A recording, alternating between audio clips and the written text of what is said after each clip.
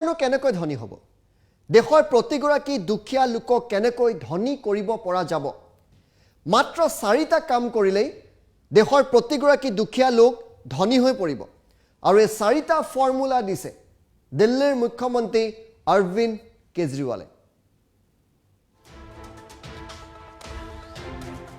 তেওঁ কৈছে যে প্ৰতিজন ভাৰতবাসী ধনী হলেহে ভাৰতবৰ্ষ এখন ধনী দেশ হ'ব দেশবাসী দুখীয়া হৈ থাকিলে ভাৰতবৰ্ষ ধনী দেশ কেতিয়াও হ'ব নোৱাৰে ইয়াৰ জনতা ধনী হ'ব লাগিব তেতিয়া দেশখন ধনী হ'ব কিন্তু কেনেকৈ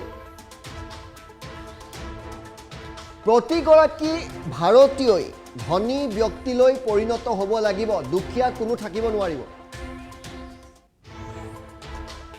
মাত্ৰ 5 বছৰৰ ভিতৰত এয়া সম্ভৱ বুলি কৈছে মই প্ৰতিজন দুখীয়া মানুহক ধনী কৰিব খোজো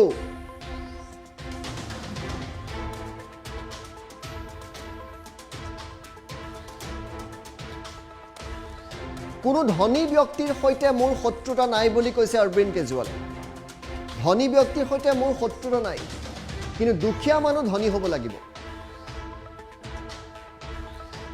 প্ৰতিজন দুখীয়া মানুহ ধনী হোৱাটো মই বিচাৰো বুলি কৈছে অৰবিন্দ কেজৰিৱালে যাৰ বাবে তেওঁ 4টা ফৰ্মুলা দিছে সেই 4টা ফৰ্মুলা আমি তেখেতৰ মুখেৰে শুনাম আপোনালোকক কি বুলি কৈছে তেওঁ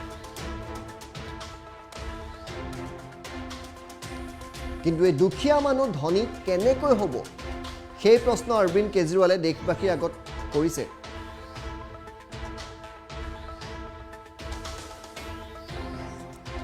এজন দুখীয়া কৃষক এজন দুখীয়া শ্ৰমিক এজন দুখীয়া ৰঙৰ মিস্ত্ৰীৰ সন্তানক চৰকাৰী বিদ্যালয়লৈ পঢ়িবলৈ পঠিয়ায়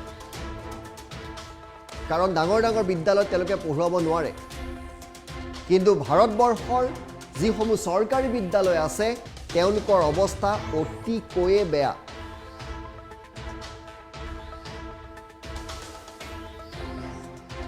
চৰকাৰী বিদ্যালয়ৰ পঢ়া শুনা ভালদৰে নহয় আন্তঃগাঁথনি একেবাৰে নাই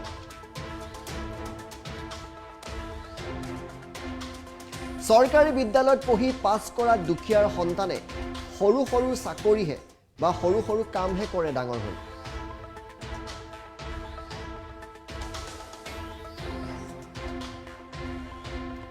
যাৰ ফলত দুখীয়াৰ সন্তান সদায় দুখীয়াই হৈ থাকে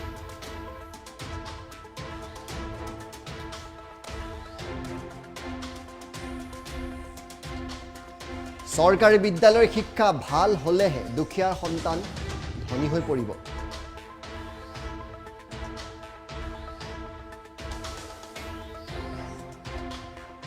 দুখীয়াৰ ল'ৰা ছোৱালী চিকিৎসক হ'ব লাগিব অভিযন্তা হ'ব লাগিব একোজন ভাল ধনী ব্যৱসায়ী হ'বই লাগিব আমাৰ দুখীয়াৰ সন্তানবিলাক ধনী হৈ পৰিলেই তেওঁলোকৰ পৰিয়ালসমূহ ধনী হৈ পৰিব আৰু দেশখন ধনী হ'ব একোজন দুখীয়াৰ সন্তানে মাহে 3-4 লাখ টকা ঘটিব পাৰিব এদিন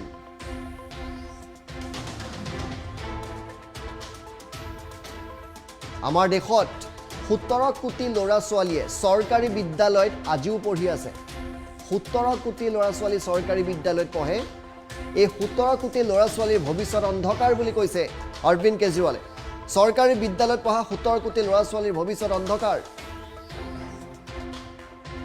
যাৰ হাতত টকা নাই তেওঁলোকৰ সন্তানহে চৰকাৰী বিদ্যালয়ত পঢ়ে এই 17 কোটি ল'ৰা ছোৱালীও ভৱিষ্যতে দুখীয়াই হৈ থাকিব কাৰণ তেওঁলোকে চৰকাৰী বিদ্যালয়ত পঢ়িছে চৰকাৰী বিদ্যালয়সমূহ দিল্লীৰ দৰে সুন্দৰ কৰি তুলিব পাৰিলেই দেশখন সলনি হৈ পৰিব দুখীয়াৰ সন্তান ধনী হ'ব আৰু এই 17 কোটি দুখীয়াৰ ল'ৰা ছোৱালী যদি ধনী হৈ পৰে আমাৰ ভাৰতবৰ্ষ সলনি হৈ পৰিব আমেৰিকাই প্ৰতিজন ল'ৰা ছোৱালীক বিনামূলীয়াকৈ শিক্ষা দিয়ে আমেৰিকাৰ নিচিনা দেশে প্ৰতিজন ল'ৰা ছোৱালীক বিনামূলীয়া শিক্ষা দিয়ে কাৰণ আমেৰিকাই প্ৰতিটো শিশু ধনী হোৱাটো বিচাৰে, যাৰ বাবে আমেৰিকাও ধনী। আমেৰিকাৰ প্ৰতিটো শিশুক ভাল শিক্ষা দিয়া বন্ধ কৰি দিলে আমেৰিকাও দুখীয়া হৈ পৰিব।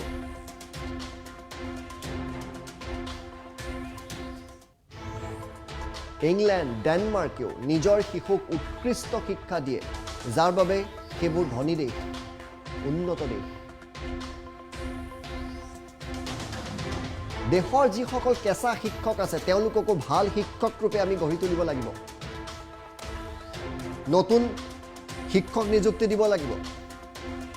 দেশৰ শিক্ষকসকলক উৎকৃষ্ট মানদণ্ডৰ প্ৰশিক্ষণ দিব লাগিব, লাগিলে বিদেশত প্ৰশিক্ষণ দিয়ক। সমগ্ৰ দেশত 5টা বছৰৰ ভিতৰত এই কাম কৰিব পৰা যায় বুলি মন্তব্য কেজৰিৱালৰ। কেজৰিৱালৰে 4টা ফৰ্মুলা আপোনালোকলৈ আগবঢ়াইছোঁ, দুখীয়া কেনেকৈ ধনী হ'ব।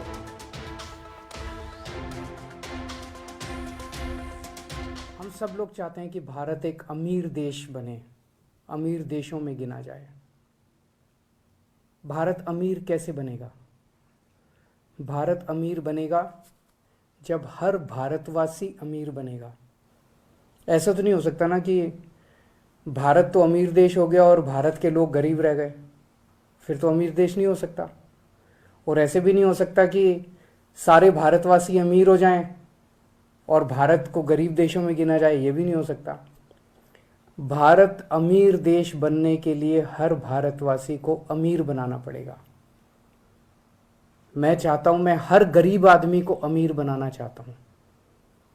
मेरे को अमीरों से कोई परहेज नहीं है, लेकिन मैं हर गरीब को अमीर बनाना चाहता हूं। गरीब आदमी अमीर कैसे बनेंगे?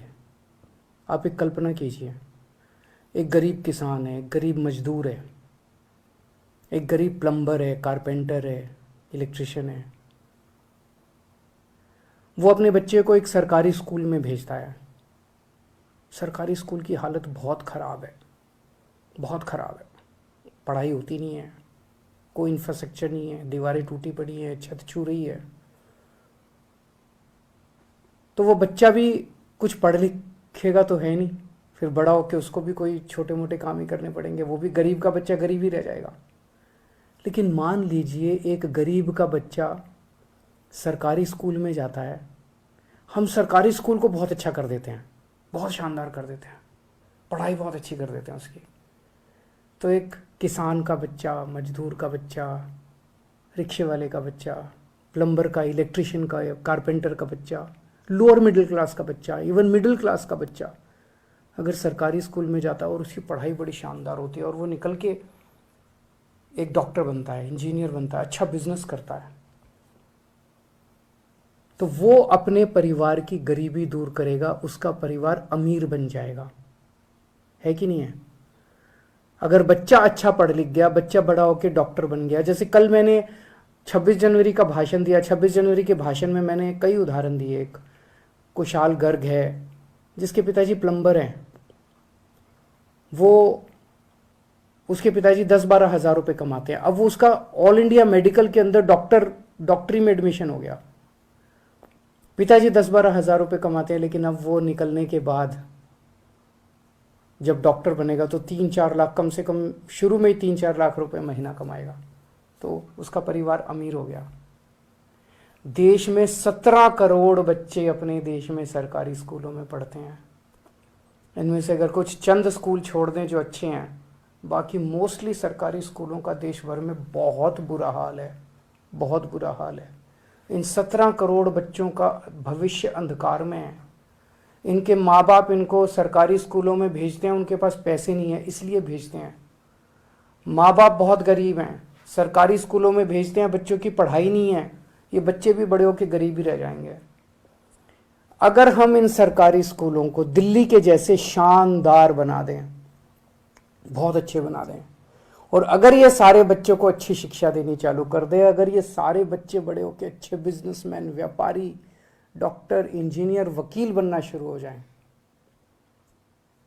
एक एक बच्चा अपने अपने परिवार को अमीर बना देगा।